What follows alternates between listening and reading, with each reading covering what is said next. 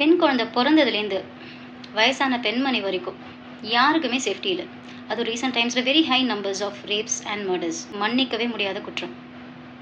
இதுக்கு பின்னாடி அரசியல் காரணகர்த்தா இருக்காங்களா, பின்னணி இருக்குதா, இதெல்லாம் போலீஸ் அண்ட் கவர்மெண்ட் வந்து அனலைஸ் பண்ணிட்டோம், வேலிடேட் பண்ணிட்டோம். இந்த மாதிரி பெரிய குற்றங்கள் ஃபஸ்ட்டு எதனால் நடக்குது? மேஜர் ரீசன் என்னன்னு பார்த்தீங்கன்னா ட்ரக் அடிக்ஷன்.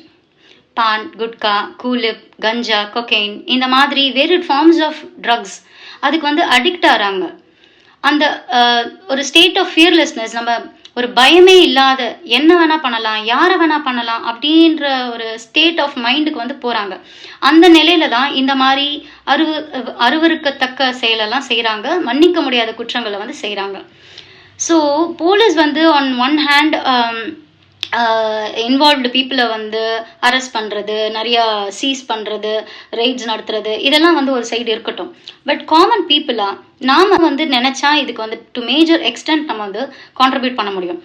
4 ஊர் தள்ளி தானே நடக்குது, 4 தெரு தள்ளி தான் நடக்குது, 4 பில்டிங் தள்ளி தான் நடக்குது, 4 வீடு தள்ளி தான் நடக்குதுன்னு இதை பார்க்கக்கூடாது. நாம் வீட்டில் நடக்கிறதா ஃபஸ்ட்டு நம்ம இதை உணரணும். என் புள்ள என்ன அடித்தாலும் சைலண்ட்டாக எங்கேயும் பிரச்சனை பண்ணாமல் வீட்டுக்கு வந்து தூங்கிடுவான்.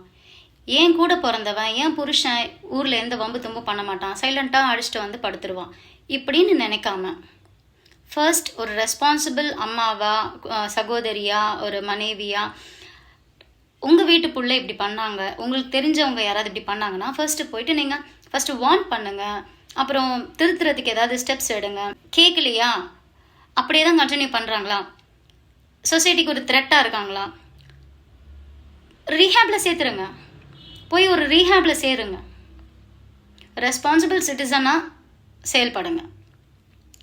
கவர்மெண்ட் நீங்கள் என்ன பண்ணுங்க, இந்த மாதிரி அடிக்டிவ் பீப்புளை வந்து ரெக்கவர் பண்ணுறதுக்கு ஃப்ரீ ரீஹேப் சென்டர்ஸ் ஓப்பன் பண்ணுங்க அக்ராஸ் த ஸ்டேட். சுயநலம் பார்க்காம, அவங்க சம்பாத்தியத்தையும் பார்க்காம, சமுதாய நலன் கருதி வாலண்டியராக பேரண்ட்ஸோ இல்லை ரிலேட்டிவ்ஸோ இல்லை ஃப்ரெண்ட்ஸோ வந்து ஒருத்தரை வந்து இந்த மாதிரி ரீஹேப் சென்டரில் வந்து அட்மிஷன் பண்ணுறாங்கன்னா கவர்மெண்ட் ப்ளீஸ் அவங்கள ரிவார்ட் பண்ணுங்கள்.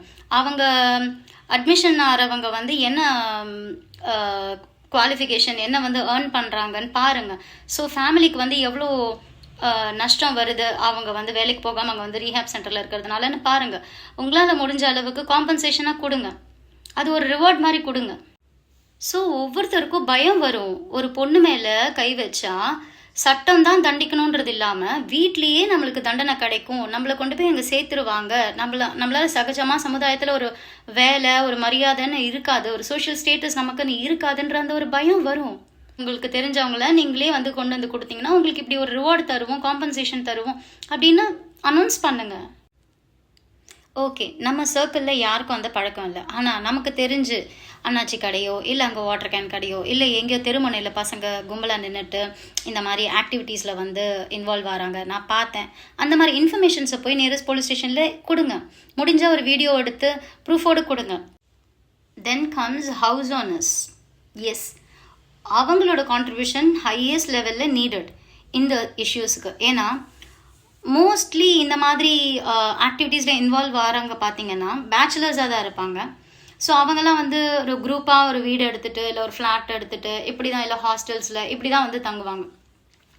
ஸோ நான் என்ன சஜஸ்ட் பண்ணுறேன், ஹவுஸ் ஓனர்ஸ் நீங்கள் வந்து வீடு கொடுக்கும்போது ஒருத்தர் வந்து கவர்மெண்ட் ஆஃபீஸில் வேலை செய்கிறாங்களா, ஏர்போர்ட்டில் வேலை செய்கிறாங்களா, நேவியில் ஒர்க் செய்கிறாங்களா, கார்ப்பரேட்டில் ஒர்க் செய்கிறாங்களா, அவங்களால வந்து ரெண்ட் அஃபோர்ட் பண்ண முடியுமா, இந்த மாதிரி வெரிஃபிகேஷன் பண்ணுறதோட ஸ்டாப் பண்ணாமல் அவங்களுக்கு இந்த மாதிரி ஆக்டிவிட்டீஸ்லாம் இருக்கா, பழக்கங்கள் இருக்கான்னு கொஞ்சம் கேளுங்க.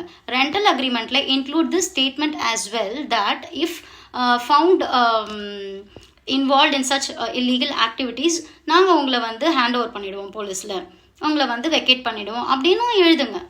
ஏன்னா நம்ம வீட்டில் இருக்கிறவனோ இல்லை நம்ம வீட்டு பிள்ளையோ அவன் எந்த டீலர்கிட்ட வாங்குறானோ அந்த டீலரை ஒரு 40 பேருக்கு காட்டுவான். அதில் ஒரு 15-20 பேர் எங்கேயாவது போய் இந்த மாதிரி ரேப் அண்ட் மர்டர் பண்ணுறதுக்கு வாய்ப்பு இருக்குது. ஸோ தெரியாமலோ அதுக்கு நம்ம வீட்டு பிள்ளையோ நம்ம வீட்டில் தங்குறவனோ ஒரு காரணமாக இருக்கான்.